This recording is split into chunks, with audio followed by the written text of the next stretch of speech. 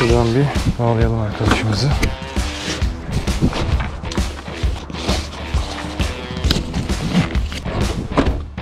Yepyeni bir uçuş gününden herkese merhaba arkadaşlar. Kanadı yükledim, arabam hazır. Şimdi yiyecek içecek bir şeyler alacağım, sularımı alacağım. Ondan sonra yola çıkacağız. Rüzgar fena değil. Minik minik bulutlarımız da oluşmaya başladı. Ayaş'tan bir önceki uçuşta Mire'de bir 30 kilometre mesafe gitmiştim. Asıl hedefim 300 kilometre gitmekti. %10'unu başarabildim. Geri kalan %90 için hazırlıklarımı tamamladım. Şimdi hareket edeceğiz ve tepeye çıkacağız. Hadi gidelim.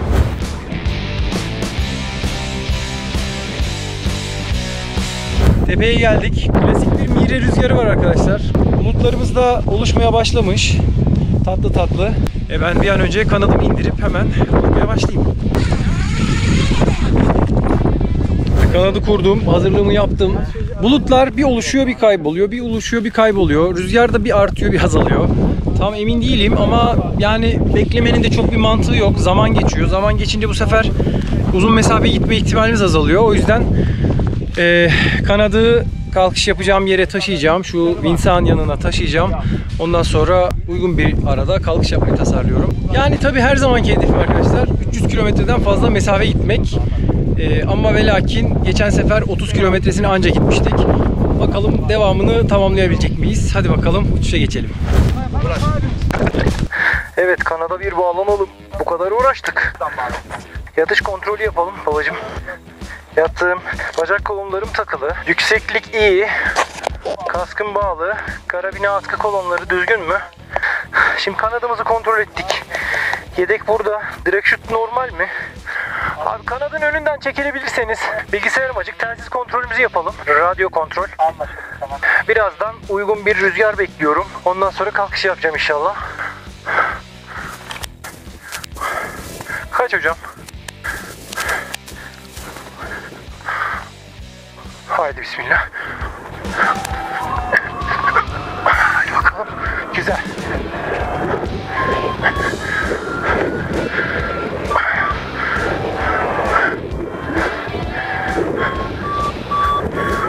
Tamamdır.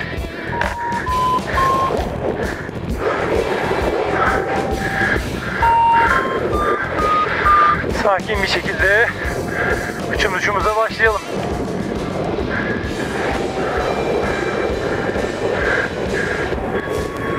Burada bir şey var.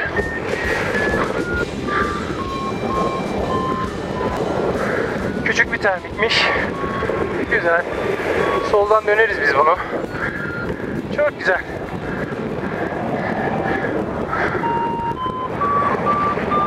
Buna oturalım arkadaşlar. Oturtamıyorum, çok sert.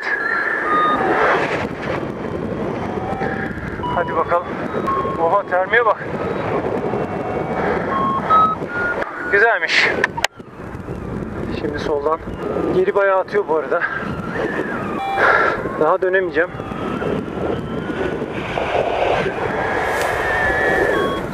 Dönelim bir tur daha. Güzel. Bayağı tırmandık arkadaşlar. Şimdi amacımız 2000 metreyi görüp kazan tarafına doğru gitmek olacak. Evet, 4 varyoları falan görüyoruz arkadaşlar. Güzel. 6 varyoyu gördüm. 5.8. Çok güzel çalışıyor. Çok tatlı çalışıyor hava. Şimdi irtifayı bir kökleyelim. Adapte olamadım ya. Bir anda bu kadar yüksek irtifaya çıkınca. Şimdi bir anda 2400 oldum arkadaşlar. Hızlı bir şekilde. 800 metre irtifa kazandım. Çıkar çıkmaz. Bence bu irtifa okey. Bir sonraki hedef noktasına doğru ilerlemeyi tasarlıyorum. Hadi bakalım. Oha. Gittikçe de güçleniyor yani. Çok tatlı oldu. Radyo kontrol duyuyor musun baba? Hocam ben 2500 metredeyim şu anda. Kazan tarafına doğru yollanacağım. Haberin olsun. Yavaştan hızlı süzülme moduna geçelim arkadaşlar. Hedef noktamıza dönelim. Şimdi sola doğru dönüp yandan gidiyoruz. Hedef noktamıza doğru.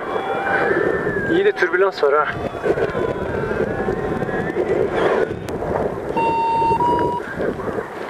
Tabii termin kenarında türbülans olması çok normal arkadaşlar. Şimdi biraz bu yönde gideceğim hedef noktama doğru. Birazcık da ağzım kurudu ya. Şunu içebilir miyim? Kivi yudum.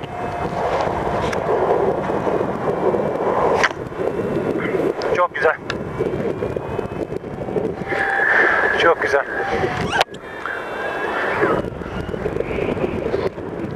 Evet. Şimdi 1'e 8 süzülüyoruz. Şimdi arada bir termik daha bulmam gerekecek şu barajı geçmeden önce. Tatlı tatlı süzülmeye devam. Şimdi ilk hedef noktama ulaşacağım. O arada da bir termik daha bulmaya çalışacağım. Yola devam.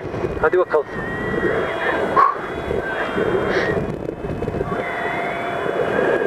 Şimdi ilk hedef noktama doğru ilerliyorum arkadaşlar. 6 kilometre var.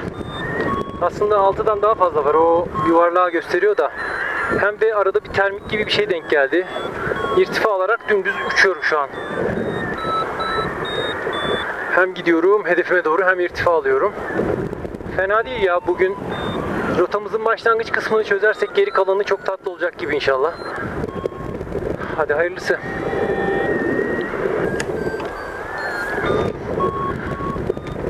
Şimdi burada bir termik denk geldi. Ben yine bir irtifam fullleyeyim de garanti olsun. Nerede termik olacağı belli olmaz. O yüzden işimizi sağlama alalım biz. 2300 metredeyim arkadaşlar. Gayet güzel. Yani bulut yok. Tepemde de bulut yok ama termikler 2500'lere kadar çok güzel çıkmış. Yani kuru bir kuru termik gibi bir hava. Ya bulut, her yer bulut değil ama güzel hava, yani gidiliyor. Dönelim bakalım biraz. Şimdi tepede birkaç tane daha yamaç paraşütü arkadaş var. Onlar da kalkış yapacaklar. Benle birlikte benzer bir rotayı uçmaya çalışacaklar. Güzel bir hava ya. Hadi bakalım. Şu başlangıç kısmı güzelce atlatalım. Keyfimize bakalım. İyi süper. 2,5 varıyor, 3 varıyor ortalama. Gayet güzel. Evet, şimdi bayağı irtifayı aşırı fullledim. Her şey çok güzel. Güzel irtifaya çıktım. Arkadaşlar. Hedefimize doğru devam edelim.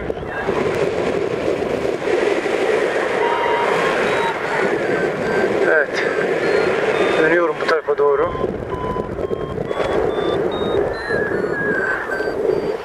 İkinci VG'mi çekeyim. Biraz hızlanacağım çünkü.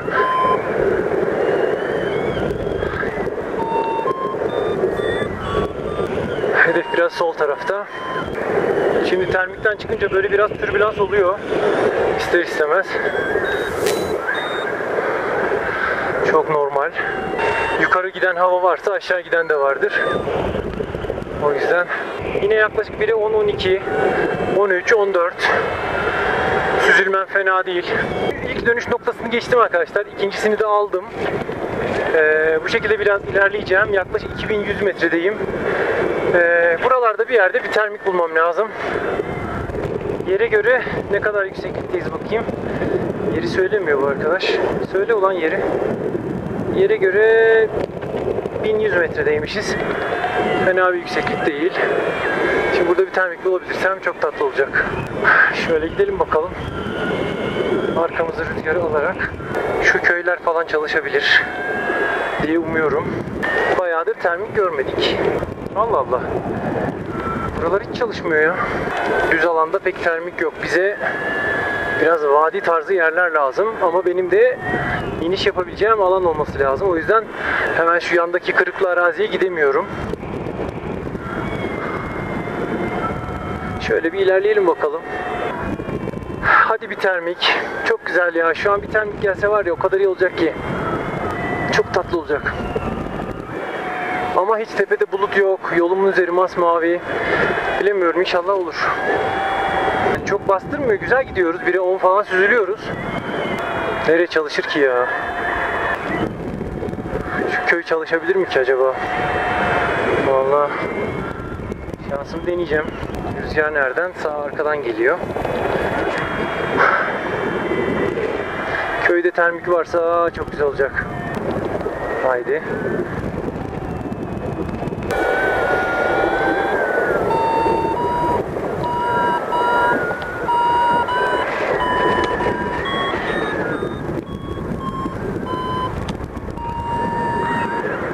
şeyler var gibi.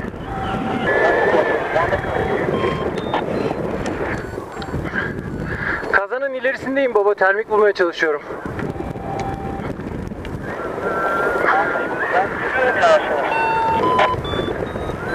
Tabii gel babacığım, sen gel.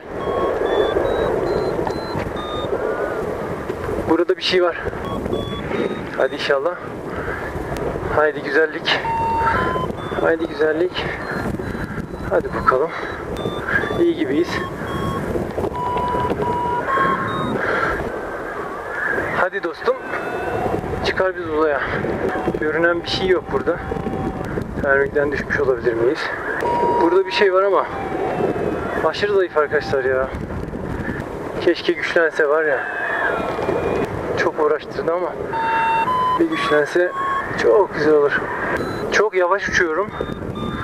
Mümkün olduğunca faydalanmaya çalışıyorum termikten. 150 metre kazandık. Bir var ya ortalama. Ya iyi, okey. Sıkıntı yok. Olabildiğince yavaş uçarak, dar dönüş yaparak termin içinde kalmaya çalışıyorum. Mücadeleye devam. Tutunursak çok güzel olacak. Çok güzel olacak. Tutunabilirsek harika olacak. Şu an rüzgar da beni gitmek istediğim yöne atıyor zaten. Tekrar buz gibi bir havayı görmek istiyorum irtifa alıp. Demin 2500 metre serinlemişti. Arkadaşlar valla yani herhalde yarım saattir aynı bölgedeyim ya. Bu zayıf termik bir türlü güçlenmedi. Uğraştırıp duruyor beni ya. Bir irtifa alsaydık rahatlayacaktık. 2100 metredeyim. Gram gram irtifa alıyorum. Böyle bulut oluşumu da yok. Karşıdaki tepelere kadar da geldik. Şöyle bir coşmadı. Bir 3000 metreleri görsek kaptırıp gideceğim artık buradan ya. Böyle çökmüyoruz, irtifa da alamıyoruz. Yani rüzgar götürdüğü kadar gidiyoruz falan gibi. Abuk subuk bir şeyler. Hiç yoktan iyidir tabi. İrtifa kaybetmiyoruz en azından da. Ha, bırakıp da gidemiyorum. Başka yerde daha iyi bir şey var mı belli değil. Ama çok bir fayda da göremiyorum. Ne yapalım, kaptıralım mı ya? Vallahi ya, hak deyip gidebiliriz aslında şuradan. Bence şu dağların üzerinden kaptıralım ya. Burada illa bir şey vardır. Hadi bismillah. Şöyle ağırlığımızı biraz öne kaydıralım. Böyle haysiyetli bir termik denk gelirse de döneceğim. Bir şekilde çalışması lazım buraların ama buradan Ayaş'a mı gideyim, ne yapayım ya? Oha.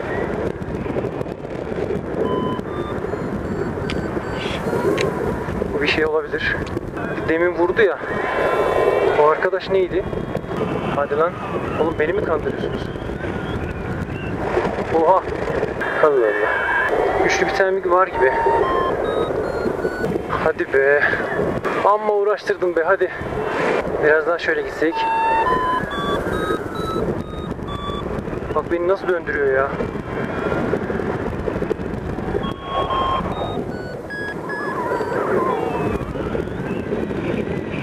Çivi gibi termik, çivi. Yordu ya, hadi. Güzel bir termik lütfen. Abi bu çalışmıyor. Burada aşırı bir türbülans var. 70 metre kaybettim termik döneceğim diye ya. Abi şimdi şöyle biraz gidelim. Böyle olmayacak bu iş. Vallahi ben şöyle ovaya doğru gidiyorum abi. İniş yapabileceğim bir yerlere doğru. Öküz gibi bastırdı çünkü bu. Kaçıyorum ben buradan. Bildiğin kaçıyorum şu an buradan. Oha. 5 var ya, bastırıcı var. Böyle bir şey olabilir mi? Oha. Nasıl bir türbülans ya. İniş yapacakmış gibi de hazırlığımızı yapalım. Tamam mı? Vay be. Zordu yani bayağı. Tutunabilirsek hala devam edebiliriz. Türbülans var ya. Yani bu türbülans kadar termik olsa iyi olacaktı. Yerden 400 metredeyim. Hadi şurada bir 100 metre yüksek olsa 500 metre eder. Şu aşağıdaki tarlaya inerim ben. Yolun öbür tarafındaki. Şimdi ineceğimiz yeri, irtifamız varken rahat rahat bir bakalım. Hem rüzgar yönüne bir bakarız. Şimdi şurada gördüğünüz tarla uzun. Tarla fena değil gibi. Yerden 330 metre diyor arkadaşımız.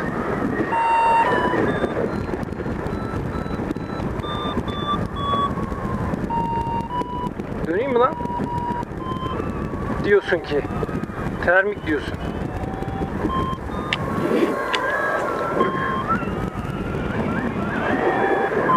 Dönerim.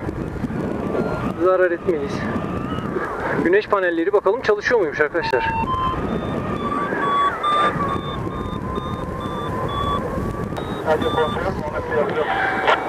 Dinliyorum hocam. Tam Kazan Soda'nın hizasındayım hocam. Kazan Soda.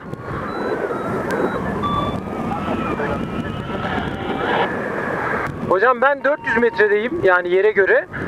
Tutunamazsam bu bölgeye bir yere inerim, bilgin olsun. Vallahi ineriz dedik. İneriz dediğimiz yerde bir minik termik var. Onu döne döne tekrardan bir 400 metre irtifa aldım. Devam ki. Allah! Türbülansa bak. Hayır. Hemen geri dönelim. Termiğin olduğu yere. Kötü attı beni ya dışarı. Rodeo gibi. Dönüşe devam. 1700 metredeyim. Yerden de 800 metreye çıktım geri. Okey. Üçüncü low save mi oluyor bu artık, bilmiyorum, sayamadım yani. Termik o kadar küçük ve güçlü ki benim kanadı çeviriyor. Ben kontrol etmekte zorlanıyorum arada. Olabildiğince yavaş uçmaya çalışıyorum. Şimdi biraz irtifa aldım ama çok güzel de yükselemedim.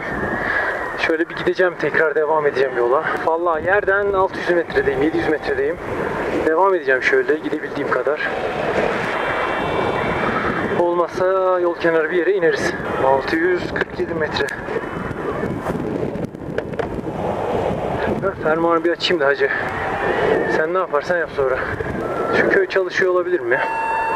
Minnoş bir ihtimal de olsa.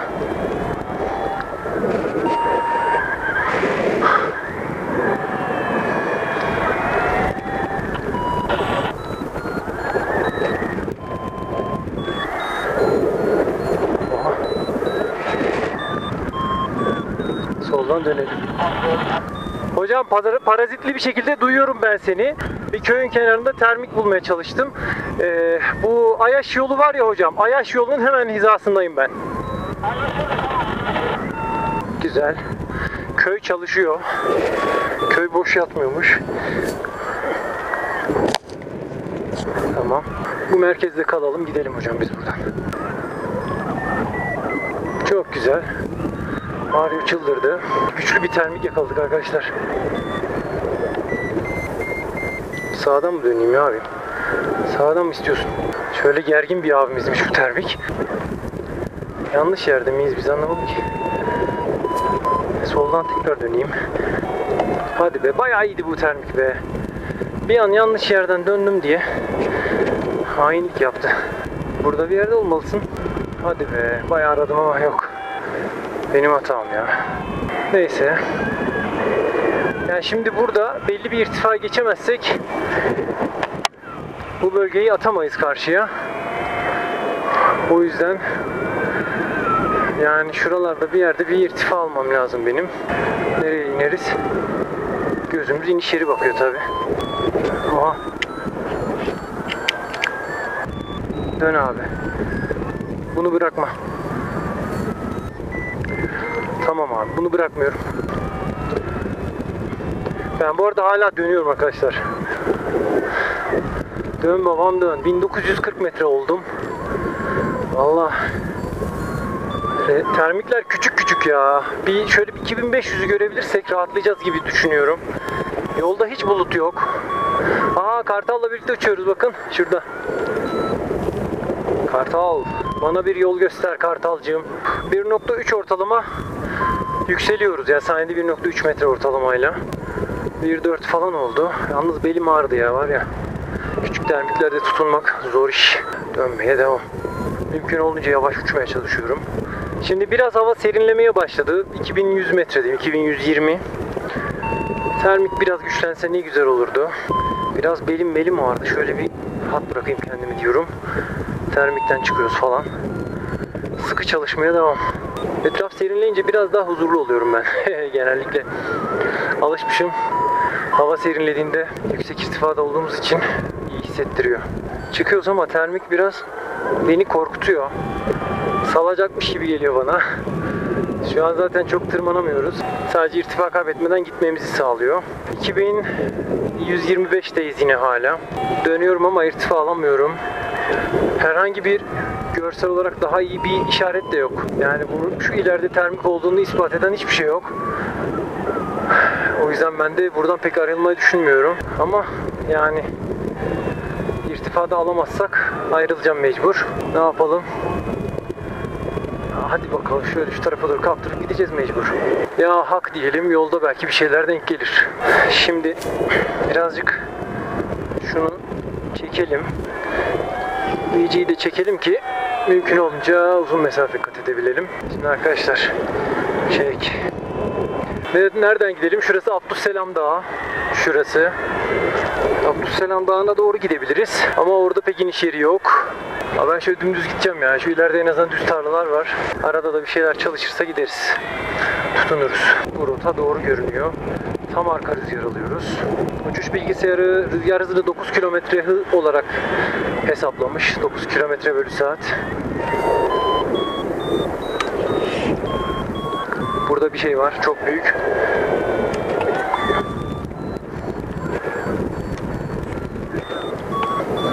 Aha. Vallahi bir şey var. Hadi hayırlısı. Kanadı aynı açıda döndürürsem bence burada tutunur gideriz. Ha gayret. Biraz şu tarafa düzelsem küçük şeyi. Termiği ortalayabilir miyiz? Hadi be, burada bir yerdeydin işte sen. Balon termik mi ya? Baloncuk şeklinde mi? Bazı termikler böyle yerden buluta kadar kolon şeklinde oluyor arkadaşlar. Bazıları da böyle yerden kopan baloncuk şeklinde oluyor. Suyun içinden yükselen hava kabarcığı gibi düşünün, kaynayan sudaki. Kaçırdık ya. Kabak gibi 3 varyo termiği kaçırdım ya. Hay Allah ya. Kabak gibi termiği kaçırdım ya da o termik baloncuktu. Çok üzdün beni termik. Neyse ben yoluma devam mı edeyim, ne yapayım? Tüh lan. Ne güzeldi be. Buralarda bayağı bir şeyler var ama. Oh. Anlamadım ki ya bu işi ben. İyiydi ya bu termik.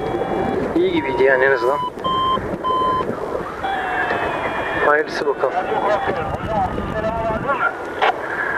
Evet Abdüsselam'a yakınım baba. Abdüsselam'ın eteklerine yakınım. Hocam bir saniye yetişebiliriz daha. Anlaşıldı hocam. Ben de zaten termikler çok zayıf ya. Bir uğraştırıyorlar beni. Böyle bir rahat bir irtifaya çıkamadım da aşağıdan bayağı gittim yani. Kolay gelsin. Şöyle yavaş uçsak. Trim hızında. Yani böyle minik de epey termik döndük yani. Ha. Bıdık. Hayırlısı bakalım. Termikler küçük falan ama gerçi çok da küçük değil, fena değil ama yani böyle yüksek irtifaya çıkamadık. Ama termikler birbirine yakın. Yani benim bir önceki bu rotayı uçuşumu hatırlarsanız epey bir mesafe gidip hiç termikle karşılaşmamıştım. Termikler de güçlü ve buluta kadar çıkıyordu. Bugün ise her yere serpiştirilmiş şekilde termik var. Neredeyse her köyde termik var. Fakat hepsi o kadar güçlü değil. Yani böyle gıdım işte tutunarak ilerledik. Rüzgar da bizi istediğimiz yöne götürdüğü için bayağı geldik yani mesafe. Ne kadar geldik bilmiyorum da 3. hedef noktama 30 kilometre. Yani temelliye 30 kilometre var arkadaşlar. Herhalde bir 60 kilometre geldim diye tahmin ediyorum. Bakalım. Harika. Az önce çok tatlı bir kartal vardı ya. Görmeliydiniz. İnşallah kameraya yansır. Şimdi tekrar açtım da. Çok tatlı, böyle sarılı siyahlı. Çok şekil bir hayvandı. Şu anda 2300 metreyi de gördüm arkadaşlar. Bu ciddi bir termikmiş. Sağ olsun. Bizi bayağı güzel taşıyor. Günün 2. ciddi termiği. 1. ciddi termik Mire'de kalkışı yapar yapmaz gelmişti. Çok güzel zamanlamayla kalkmışım. Mükemmel bir termiğin tam içine kalkış yapmışım. Burada da şimdi kritik bölgeye geçtik. Yenikent'e ilerledim. Ve harika bir şekilde Bundan sonra önüm açık, irtifam müsait, rotam müsait, devam. Tepemde yukarıda bir yerde bir kuş var. Atmaca mı? Abi bu kuşlar 2400 metrede ne işi var? Eğlenmeye çıkmış bunlar buraya ya belli ki. Takılıyor hayvanlar. Gerçekten kuşlar keyif almak için uçuyor ya. İnanamıyorum. Bu arada burası serinledi. Çok güzel oldu ya. Var ya, çok tatlı bir serinlik geldi. Ama var ya, biraz daha serinlerse üşürüm yani, o kadar soğuk. Çok güzel oldu. Abdüsselam Dağı'nın hemen yakınındayım. Ayaş'ın hizasındayım. Vay be, şu an istesem Ayaş'a giderim buradan. Ama benim hedefim daha uzak. O yüzden rotaya devam. 2500 metredeyim. Artı 2 varyo ortalamayla yükseliyorum. 3 varyoyu falan görüyor dönerken. Belim ağrıdı, yoruldu. Hiç çalışmayan kaslarımız çalışıyor. Ben aslında evde egzersiz yapıyorum. Kendimi biraz dinç tutmak için. Ama hiçbir şey gerçek uçuşun yerini tutmuyor. Ya bol bol uçuş yapsak daha iyi egzersiz olur değil mi? Devam ki. Hop. Sağdan dön. Ne oldu lan? Bir şey oldu. Termin kenarına mı geldim? Ne oldu bilmiyorum. 2600 metredeyim. Ben bu irtifayı fullleyeceğim ya. Hiç yani öyle aman irtifa aldım yeter meter yok. Bu termikten ne alabiliyorsam alacağım. Biraz şu tarafa gitsem ne olur? Şöyle bir gitsem azıcık. Çok azıcık bir şey. Bir de soldan deneriz belki. Buradaydı çünkü termik. Az önce beni öbür tarafa itti. Burada termik. Bunu sağdan dönelim. Yani çıktık herhalde maksimum irtifaya. Güzel. Bence buradan kaptıralım, devam. Şöyle de VG'yi gerdiriyorum ki kanat daha yüksek performanslı süzülsün. Evet, birazcık da şöyle öne yatalım ki sürüklenme yapmayalım, rüzgar sürüklenmesi. Evet, böyle gideriz tatlı tatlı. Bir sonraki termiye kadar süzülmeye devam. Temelli'ye 30 kilometre var. Hedefe 420 kilometre. Hedef dediğimizde arkadaşlar Burdur Gölü'nün güneyi falan. Çılgın bir mesafe rotası girmiştim buna. Okey, hadi bakalım yola devam. Vallahi dümdüz devam edecektim de çok güzel bir termik geldi. Bunu dönmezsem dedim üzülürüm. Her zaman bulunmuyor bunlar. Çok güzel, 2 varyo ortalama bir termiğimiz var. Burada da irtifamızı fullleyelim. Ya bu benim uçuş hızı ortalamamı düşürüyor. Böyle her termikte durmak. Ama arkadaşlar bulut yok. Bir sonraki termik nerede bilemiyoruz şu an. O yüzden termik buldun dön, dayak buldun kaç gibi bir stratejiyi gütmek zorundayım. Güzel termikmiş be. Üşüyeceğiz herhalde. Bakın şimdi burada Ayaş'ı görebilirsiniz arkadaşlar. Şuraya Abdüsselam Dağı. Dön lan. Oha, termik bizi dışarı attı. Abdüsselam Dağı. Burası Ayaş, şurası. Ayaş'ın tepesi küçücük kaldı. Çünkü 2600 metredeyiz. Güzel. Buradan Temelli'ye ulaşacağız gibi gözüküyor rahat. İnşallah. Sonrası Allah kerim. Bakacağız bakalım yolda. Termikleri yakalaya. Bu arada arkadaşlar termik diye dilimde tüy bitiyor. Biliyorsunuz sizde bazı arkadaşlar çok kızıyor. Ulan her şey termik, her şey. Ya kusura bakmayın yani. Bu da teknik bir tabir. Ne bileyim, ağzıma alışmış. O yüzden diyorum yani, kötü bir niyetim yok. Sıcak hava akımı diyebilirim. Yükselen hava akımı diyebilirim. Kaldırıcı diyebilirim. Ama termik daha böyle bu işi tam ifade ediyor. Termal hava akımı yani ısıl farklılıktan kaynaklanan yükselen sıcak hava akımı. Kanalı yeni keşfeden arkadaşlar varsa nasıl oluyor da bu işler oluyor, daha teknik detayları veya burada bahsettiğim bazı konuları eğer bilmiyorsanız benim diğer videoları lütfen izleyin. Bir sürü video var arkadaşlar kanalda. Hepsinde de birçok şeyi detaylı güzel bir şekilde anlatmaya çalıştım. Diğer videolara bakarsanız birçok sorunuzun cevabını bulabilirsiniz. Şimdi ben böyle uzun mesafe uçuşları yapıyorum. Ama bu uçuşları yaparken de konsantre olmak gerekiyor. Yani şu an konuşarak bu termiği dönmem bile benim için zorluk. Bu arada 3000 metreye ulaştık. 2900. Çok güzel oldu. Çok zor bir şey yani, hem konuşup hem mesafe gitmek. Bir sonraki termiği düşünmem lazım mesela şu an benim. O yüzden diğer videoları lütfen izleyin. Ve yani çok da yaygın olan bir spor olmadığı için çok bilinmiyor arkadaşlar. Eğer sevdiklerinizle paylaşırsanız, beraber izlerseniz, tekrar izlerseniz çok sevinirim. Çünkü kanalın ayakta kalması için bu biraz önemli. Bundan ben şu an ciddi bir para kazanmıyorum. Yani YouTube'dan çok az bir gelir oluyor. O da bizim bugün yaktığımız mazotu falan ancak karşılar, öyle söyleyeyim size. Yani yer ekibi beni takip ediyor şu an uçuşta. Onlar da beni indiğim yerden gelip alacaklar. Dolayısıyla lütfen desteklerinizi esirgemeyin.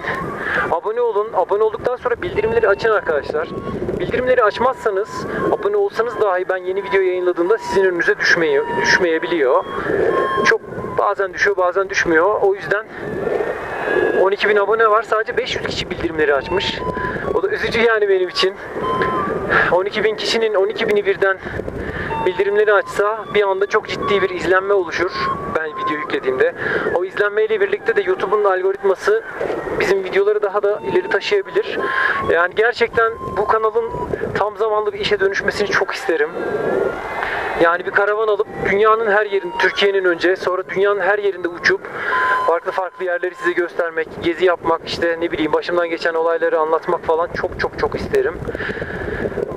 Şu an elimden gelen bu. Destek olursanız harika olur. Teşekkür ederim. Ben bu arada 3000 metreye ulaştım arkadaşlar. 10.000 feet. Ne yapalım? Devam edelim mi bir sonraki hedef noktasına? Sanıyorum buranın maksimumuna geldik. Güzel soğudu hava var ya. Buz gibi şu an burası.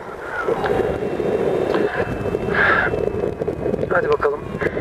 Biz rotamıza devam edelim şöyle. Soldan dönüp. Şimdi buradan Temelli'ye doğru süzüleceğim. Ondan sonra Polatlı'nın biraz doğusundan açık bir şekilde rotamıza gideceğiz. Şimdi böyle VG'yi çekince kanadı döndürmek zor oluyor. Ama hızlı uçmak kolay oluyor.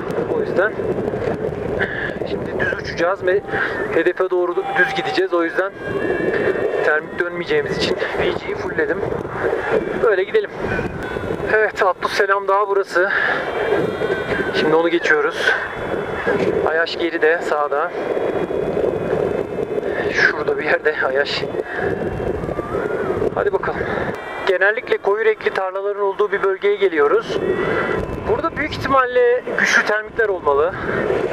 Çünkü koyu renkli yerlerde daha fazla ısı birikiyor. Yer daha fazla ısınıyor ve ısınan hava akımları dediğimiz bu termikler daha çok burada bulunmalı. Bakalım, bu bölgede şimdi ilerleyeceğim. Zaten rotamın üzeri. Güzel bir şey denk gelirsek tekrar 3000 metreye kadar çıkmak istiyorum. Şu an 2400 metreye kadar alçaldım. İrtifamı kullanarak ileri gittim yani. Süzüldüm. İyi bir termik gelirse çok tatlı olur. Valla burada böyle bir türbülansla karşılaştım. Büyük ihtimalle termiktir. O yüzden şöyle bir araştıracağım burayı. Minik dokunuyor. Soldan bir şeyler var.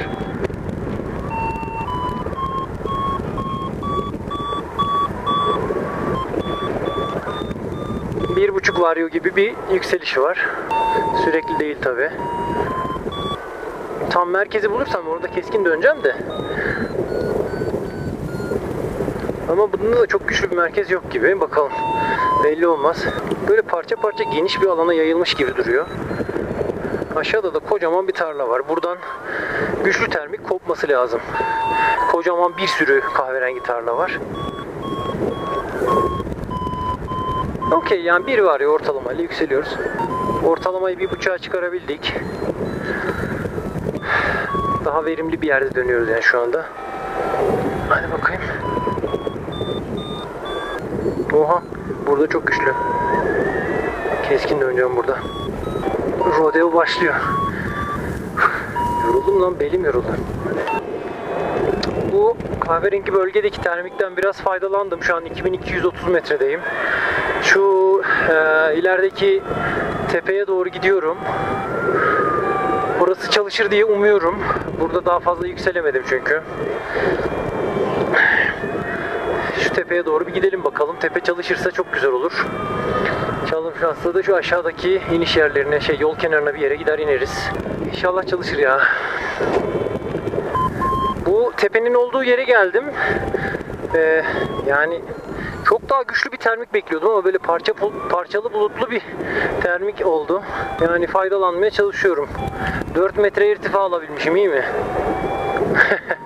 Çok acayip ya. Şöyle bir doya doya irtifamızı alamadık. Demin bir 3000 metreyi görmüştük. Burada da yükselemezsek ineriz. Yükselebilirsek coşarız. Hadi bakalım. Yok ya, bu o kadar güçlü değilmiş harbiden. Burada irtifa alamıyorum ben. Kocaman dağ var altımda, termik yok. Ben yoluma devam edeyim. Bir şey bulursak, güçlü bir şey bulursak dönelim. Yoksa böyle düz gitmek daha mantıklı oluyor. Düz gidince en azından çok irtifa kaybetmeden mesafe gitmiş oluyoruz. Dönüş yaparsak irtifa alamıyoruz yani. Dönüş yapmak daha karsız oluyor. O yüzden tekrar ben düz uçuşa buradan devam edeceğim. Dinliyorum hocam. Hocam ben Temelli'ye çok yakınım. Buradan Polatlı'ya doğru devam edeceğim.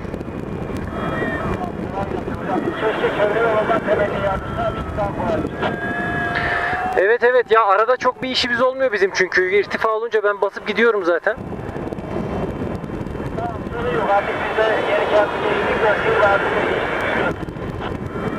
Anlaşıldı, tamam. Ben bu Temelli civarındaki organize sanayi var ya, tam onun hizasındayım hocam. Yerden ne kadar bilmiyorum da GPS yüksekliğim 1600 metre, 1680 metre. Yani şu an buradan Polatlı'ya doğru yöneldim. Arada termik bulamazsam inerim araya bir yere. Bulabilirsem Polatlı'ya doğru ilerlemeye çalışacağım. Anlaşıldı, tamam. Şimdi arkadaşlar yerden 650 metredeyim. Yani şu an olmak istediğim yerde değilim irtifa olarak. Yerden böyle bir 1500 yukarıda olmak isterdim. GPS yüksekliğimiz de deniz seviyesinden 1350 gösteriyor. Şöyle bir gidelim bakalım. Bir şeyler tutturabilirsek tutturacağız. Yoksa şu ileride bir sürü tarlalar bir şeyler var. Birine gider ineriz diye düşünüyorum. 1'e 10 süzülüyor şu an kanat. 1'e 12 oldu. Hala daha da sağa gitmem gerektiğini söylüyor. Orada çok kahverengi tarla. Yerden 520 metredeyim. Bir şey denk getirebilir miyiz yani, emin değilim ha. Bakalım. İyi irtifa kaybederek gidiyoruz. Çok çöküyor yani kanat, arka rüzgar olmasına rağmen. Şimdi kahverengi tarlalara inemem. Ama yanlarından geçeyim, termik olursa tutunuruz. Yerden de 400 metredeyiz. Ben iniş takımlarımı hazırlayayım.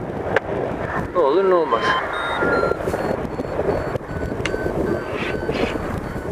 Dön.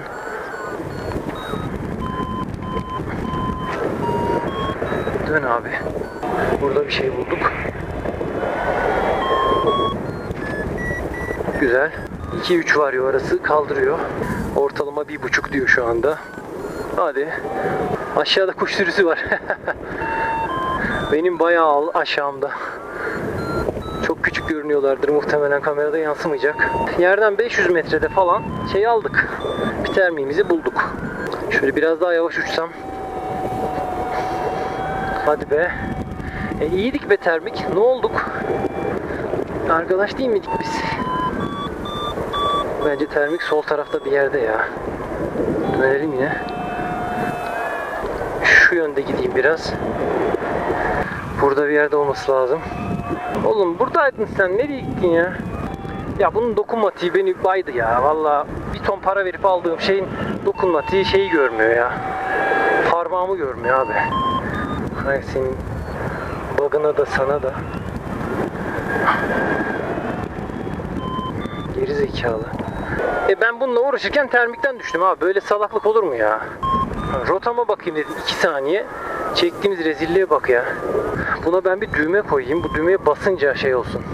Düğmeye basınca ön sayfa arka sayfa yapsın ya. Bu böyle olmayacak. Başka da bir ihtiyacım olmuyor ki zaten. Sadece sayfayı çeviriyorum bunda ben. Yavaş yavaş yükseliyoruz. 90 metre irtifa aldık bu termikte. Kötü bir şey değil yani. Biraz şöyle belimi dinlendirebilir miyim ya? Belim kopmuş valla. Aha solda. Solda çok kötü yatırdı beni. Herhalde güçlenecek bu ya. Değil mi? Sanki güçlenecek gibi bir hali var. Abuk subuk hareketler yapıyor. Deminden beri sakin sakin dönüyorduk. Termik birden böyle coştu. Aşağıdan herhalde daha güçlü bir boncuk çıktı. 200 metre irtifa aldık. Fena değil. Yani parasını verip de 200 metreye çıkabilmek gayet okey bence. Bu da bedavaydı zaten. Biri beni vinçle 200 metreye çekse 50 lira, 100 lira, 200 lira vereyim hadi. 200 metre artı aslında şey de 500 metreye çekerse 200 lira veririm abi. Çünkü ben 500 metreden termiğimi bulur giderim yani. Bu arada aşağıda bir kartal var. Termiğimiz öbür tarafta. Termiğimiz şu tarafta. Dönelim. Tam altımda bir kartal var. Tam. Aynı termi dönüyoruz. O sağdan, ben soldan. Kartal reis bize bir yol göster. Kanat çırpmadan gideceğiz ama biz ha. Bizim kanatlar çırpılmayan cinsten. İyi bakalım, temelliye geldik. Çok az kaldı. Burayı geçeceğiz. Buradan Polatlı'ya yürüyeceğiz arkadaşlar. Zor bir uçuş ya. Hakikaten var ya. İmanım gevredi yani. Kolay bir uçuş değilmiş. Bundan çok daha iyi uçuşlar yapmıştım. Bir bulut tabanına şu an çıkamıyoruz. Böyle bir sorunumuz var. Hava yani artık saat 3.30 falan herhalde şu an. Ondan dolayı da zayıflıyor hava. İster istemez. Yani bugünün havasından maksimum derecede yararlanmış olduk. İyi, 360 metre irtifa aldık buradan. Güzel kontrol ediliyor kanat. Yormuyor yani. Kumandalarımı çabuk alıyor. İleride çok param olursa bunun full karbon versiyonunu alacağım. Combat C alacağım. Bu bundan 4 kilo daha hafif olan bir kanat. Artı daha kolay kontrol edildiğini söylüyorlar. Nasip olursa bakarız. Keyifli ya. Yorucu ama bayağı keyifli yani. Yani şu an mesela türbülanstan falan hiç korkmuyorsun. Termiye girerken çıkarken sadece bir kasisten geçer gibi oluyor. Yani eminim yamaç paraşütüyle de arkadaşlar uçuyor şimdi, havadalar. Eminim onlar böyle dikkat ediyordur yani, aman abi bir şey olmasın, kanadımız kapanırsa müdahale edelim. Kanadı açmak için falan gibi. Erken kanadında böyle bir rahatlığı var, güzelliği var. Kafan havada rahat oluyor. Kurulumu vesairesi biraz tabii daha uğraştırıcı. Ama yani yük olmuyor, ben size söyleyeyim, gayet tatlı. Bir de çok iyi süzülüyor ya. Deminden beri bastık geldik. Şimdi diğer arkadaşlar ne kadar uçtular bilmiyorum ama fark ettiyseniz kaptırıp gidiyoruz yani. Birazcık da rüzgarı arkadan aldığımız zaman çok tatlı bir şekilde mesafe gidilebiliyor. Şimdi burada 2000 metreyi gördüm. Bence rotaya doğru devam edeyim. Çünkü bu termik daha fazla irtifa kazandırmıyor. Şimdi buradan şöyle dönüyorum. Beyciğimizi de çekiyoruz yine aynı olduğu gibi. Şu istikamete doğru döndük. Hop. Sakin. Gitmemiz gereken rotamıza doğru dönelim. Ne oldu lan? Bir anda bir türbülans hazretleri bizi hatırladı. Şimdi ne tarafa gideceğiz? Şöyle daha sağa doğru gidecekmişiz. Oha abi, oha, ne oluyor? Türbülanslar tokat atıyor bize, bir patküt patküt. Yalnız nasıl çöktürüyorsunuz ya siz? Allah Allah. Yani gördüğüm kadarıyla benim nirengim şu ilerideki tepeler. Orası büyük ihtimalle Polatlı'dır zaten. Beni rotamdan saptırıyor. Şöyle gideceğiz abi işte dümdüz ya. Döndürtmeyin. Ya güzel bir termik ver ya da karışma. Güzel bir termik versen iyi olur tabi bu arada. Çok güzel olur hem de. Saat 4 olmuş. Üf. Biz Polatlı'ya anca varırız gibi ya. Bilmiyorum da. Yine de çok iyi bir gün oldu. Yani bulut yok, bir şey yok. Dönelim, termiğimizi gördük.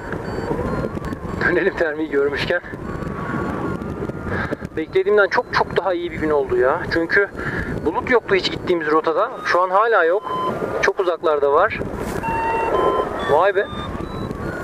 Yani kuru termik şartlarında gayet güzel çalıştı hava. Buraya kadar geldik. Şimdi Polatlı'ya bir ne kadar var bilmiyorum. Herhalde bir 30-20 kilometre falan vardır en fazla. Temelli Polatlı arası ne kadar? O kadar bir yer var. Oraya da gideriz gibi gözüküyor. O da 100 kilometre mesafe yapar. Mis. Daha ne olsun abi. Öyle hadi uçalım dediğimiz bir pazar günü bugün. Bir 3000 metreyi görsek ne güzel olur. 3000 metreyi görsek dedim, türbülans başladı. En azından bir 250 metre irtifa aldık. Hiç yoktan iyidir. Şimdi korkuyorum sağdan döneyim mi diye. Bazen termin merkezinden bir çıkıyorsun, geri bulamıyorsun orayı. Bu riski alıyorum. Sağdan dönüş.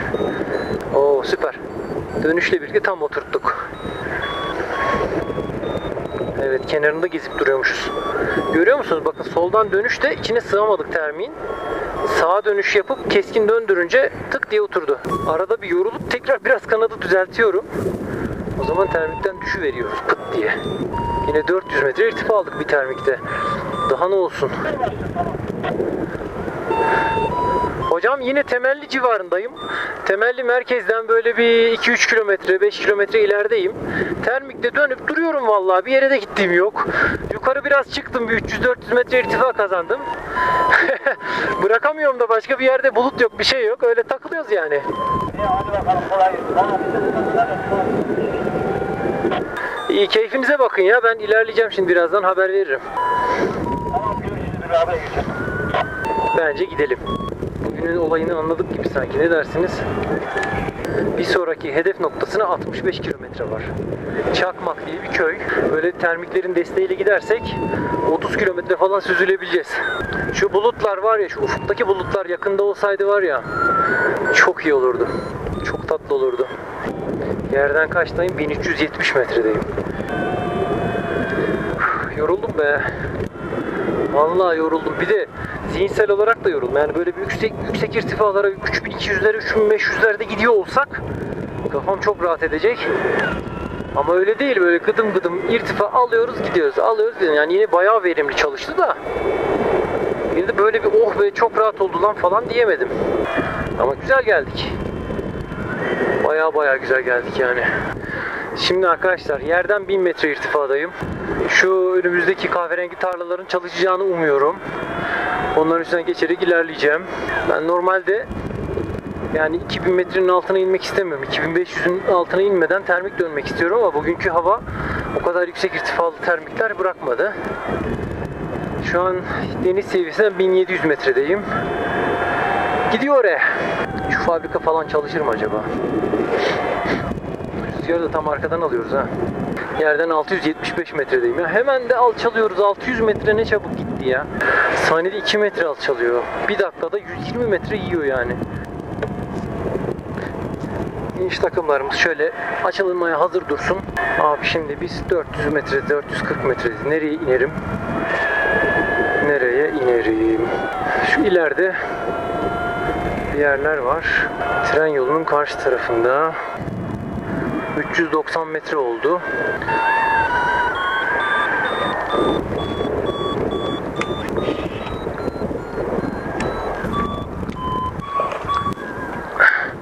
Termik.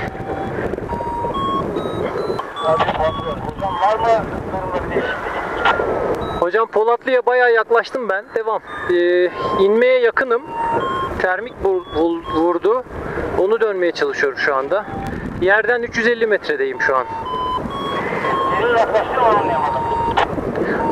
Polatlı. Hadi kolay gelsin. 0.405 ortalama. Ama hiç yoktan iyidir yani. Hop. Böyle güçlenecekmiş gibi hareketler yapıyor. Biraz daha keskin dönelim böyle. Çok da yükselemiyoruz. Ne yapayım? İniş planlayayım mı şuralara bir yerlere? Evet, şu anda yerden 400 metredeyiz. Böyle gidelim bir yere süzülelim yapamayız. İnecek yer beğenip inmemiz lazım. İniş konfigürasyonumuzu ayarladık. Bakayım tekrar. Evet. 280 metredeyiz zaten, daha uğraşılmaz. Bence şuraya inerim ben, bu civara diye düşünüyorum. Nereye inelim? Şura iyi gibi ya. Şu kocaman geniş tarla. Mesela daha da gitsem şuraya insem. Orada eğimli mi bilmiyorum. Şuraya insem lan ben. Yoksa Daha düzgün bir yer var mı? Tamam, şuraya dönelim.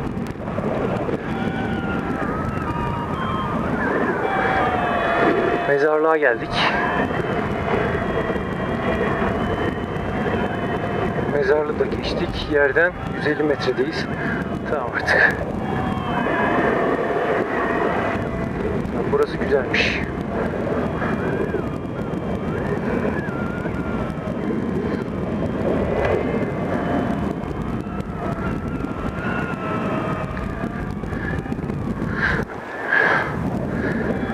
Evet. Şöyle dönelim.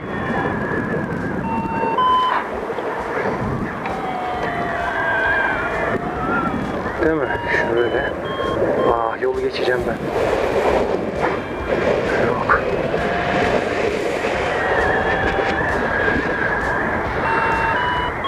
Yolu geçeceğim abi. Gerçi yok, yol geçmesek de olur.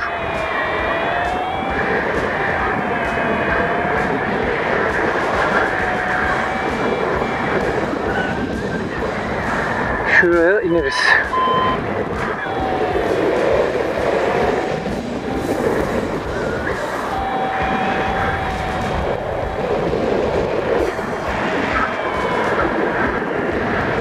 Burada emliymiş.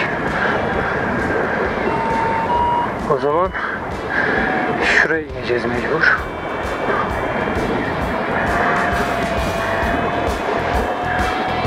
Evet. Sola döneceğiz biraz.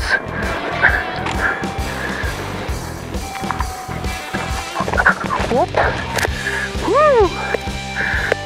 Okey. Yine de yumuşak bir inişti. Son derece yumuşak bir inişti. Vay be. Oha. Deli gibi mesafe geldik. Ne zor yer beğendim değil mi? Oraya mı insem, buraya mı insem lan derken. Güzeldi be. Baya güzel bir mesafeydi. Bacaklarım yoruldu harnesin içinde. Ben bir kanattan çıkayım arkadaşlar. Evet. Yalnız bacaklarım koptu ya. Çok iyi ya. Arkadaşlar 104 kilometre olmuş yaklaşık. Ankara'dan kalkıp Polatlı'ya gelip indim. Bir de bacaklarım yoruldu ya. 3 saattir uçuyorum arkadaşlar. 3 saatte hakikaten böyle harnesin içinde sıkış tıkış. Nasıl? Kalkış yapar yapmaz deli gibi tırmandık yüksek irtifaya. Ondan sonra işte rotanın ilk kısmında biraz uğraştık ettik derken sonradan biraz işler açıldı, hızlandık. Bir acayipti yani bugün. Böyle çok yüksek irtifalara sık sık çıkamadık. 2 kez yüksek irtifaya, 3000 metreleri 2 kez görebildik. Onun dışında böyle 2000 metreleri, 2500'leri zorlaya zorlaya geldik filan. Gördüğünüz gibi yani hiç bulut yok denebilir. Sıfır bulutla geldik. Yani bize yol gösteren böyle bir bulut veya işte ne bileyim nerede termik olduğunu anlayabileceğimiz hiçbir şey yoktu. Zemindeki renk farklılıklarını işte ne bileyim köyleri, mahalleleri falan takip ederek termiğin çıkabileceği yerleri tahmin etmeye çalıştım. Siz de gördünüz zaten. Vallahi güzel oldu. Çok sağlam antrenman uçuşu oldu. Belim yanım ağrıdı. Mutluyum bundan dolayı. Yani 100 kilometre okey abi. 100 kilometre önemli bir aşamadır mesafe uçuşunda. Yani demek ki hava daha iyi olsa, termikler daha güçlü, bulutlar daha yüksek olsa veya en azından bulut olsa demek ki biz daha da uzun mesafeler gidebileceğiz. O gün uçtuğum yani benim rekorum olan 158 kilometrede 5,5 saat uçmuştum. Yani bundan daha zor değildi, daha kolaydı diyebilirim. Daha çünkü yüksek irtifalara çıkabilmiştim. Bunda o kadar yükseğe çıkamadık. Ondan dolayı da böyle bir uçuş olmuş oldu. Ama güzel oldu. Bence çok güzel bir antrenman uçuşu oldu. Böyle mümkün olduğunca her hafta uçuş deneyerek muhteşem bir rekor kırmaya çalışacağız arkadaşlar. Benim rekor hedefim yani 300 kilometre. Ama ve lakin işte her zaman mümkün olmuyor. Böyle 100 gittik mesela. Geçen sefer 30 gidebilmiştik. Şimdi 100 gittik. Bir sonrakinde 200 gideriz belki. Ya da ne bileyim hava çok güzel olur. Bir yapıştırırız. Bayağı hızlanırız. 250-300'leri bulabiliriz. Benim rotam Burdur'a kadar ilerliyor. Hatta Burdur'un güneyinde Denizli'ye kadar ilerliyor. Yani 500 kilometreye yakın bir rota çizmiştim. Ola ki çok muhteşem bir hava olursa gideyim diye. Ama 300 kilometre bence güçlü bir hedef. Yani saat 11'de havalanıp güzel irtifaya çıkıp seri bir şekilde gidebilirsek akşam 6'ya kadar da termikler çalışırsa ki bugün saat 4 mesela şu anda inmek zorunda kaldım. Hani öyle çok sağlam bir havayı denk getirirsek bence 300 kilometreleri geçmek mümkün gibi hissediyorum. Evet, bu macerada böyle oldu. Videoyu beğenirseniz ve arkadaşlarınızla paylaşırsanız çok sevinirim arkadaşlar. Kanala abone olup bildirimleri de açarsanız harika olur. Kanalda 12.500 abone var ama sadece 500 kişi bildirimleri açmış. Çok ayıp. Bildirimleri açın arkadaşlar, yoksa videolar önünüze düşmüyor. Ben yapıyorum ama çok az izleniyor. Umarım bu video çok izlenir. Desteğinizi bekliyorum. Görüşürüz. Kendinize iyi bakın efendim. Hoşçakalın. Kanadı topladım. Şimdi arabaya yükleyeceğiz. Dönüş yoluna devam edeceğiz. Ama çok sağlam çay var. Çok sağlam çay içeceğiz şimdi. Hatta sadece çay değil, ev bile var. Adam evi getirdi benim için.